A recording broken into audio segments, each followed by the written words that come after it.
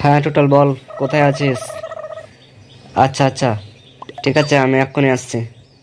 আরে ওসব চিন্তা করিস না, রোজ আসতে কী হয়েছে? আমি আসছি, না না এখনই আসছি। আমি ঘরে একা থাকতে পারবো না, ভালো লাগছে না বুঝলি ঘরে। হ্যাঁ ঠিক আছে, তুই থাক। হ্যাঁ আমি রাখছি। এই তোরা থাক, আমি আসছি বুঝলি। আমি মাথায়ের সঙ্গে দেখা করতে যাচ্ছি। এ কি, তুই যাস নে, বাবা বকবে। না না, তুই যাস নে, মোটেই যাস নে, বাবা বকবে। তুই বস বস, বাবা এলে যাবি। হ্যাঁ দাদা, তুই যাস নে, নইলে কিন্তু বাবা আমাদের বকা দেবে। যাস নে, হ্যাঁ বলে দিচ্ছি কিন্তু।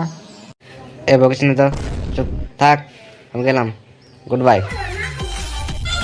এ চলে এসছিস, হ্যাঁ ভালো করেছিস। আমি অনেকক্ষণ ধরে তোর ইন্তজার করছিলাম রে। তুই কখন আসবি আর আমি অপেক্ষা করে করে তো এতক্ষণ অব্দি আমার মনটা শান্তি হলো রে। আরে কি ভাবছিস, আমাকে ঘরে আটকাতে পারবে না রে ওরা? ওরা আটকাতে পারে? আমি ঘরে থাকবার ছেলেই নয়। এ কি, ফারুক এখানে কি করছে? হ্যাঁ, বদমাইশিগিরি। দেখি দুজনে কি করছে। দেখি, উল্টো পাল্টা করলেই এ একটা চর দেয় না, ওকে আঁধে লাগিয়ে দিব। কেন যে এখানে চলে এসছে আমার কথা উলঙ্গ করে। দেখছি, আমি একটু দাঁড়িয়ে থাকি এখানে, তারপরে দেখছি। হাই ফারুক, কেমন আছো? তুমি এসছো, আমি খুব খুশি হয়েছি। আমি তো ভাবলাম তুমি আসবে না, রোজা করেছো তাই।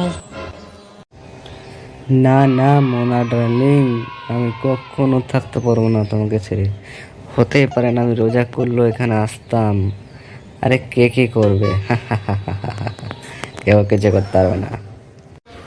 আচ্ছা, মোনা ডার্লিং, দাঁড়া বদ, তোর মুখটাকে ফাটিয়ে মারছি আমি, দাঁড়া। তো আমি আর একটু কথাগুলো শোনেনি।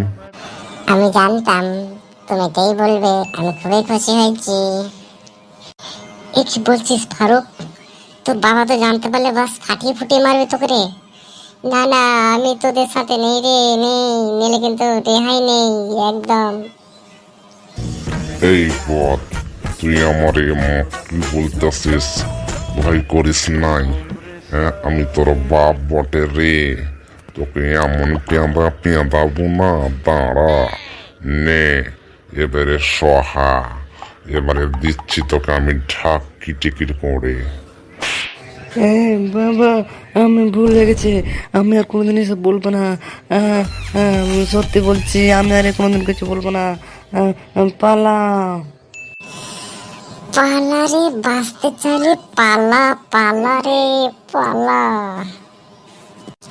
হ্যাঁ হ্যাঁ, এ পালা পালা, তোরা পালা। এই রে, কি হলো রে? এই রেহাই নেই, রেহাই নেই, পালা। এই রে, আমার পায়ে লেগে গেলো রে, বদগুলোর জন্য আমার পায়ে লেগে গেলো রে। ধরতে পারলে আমাদেরকে রেহাই রাখতাম না। আয় রে, আয় রে, কি করলো রে?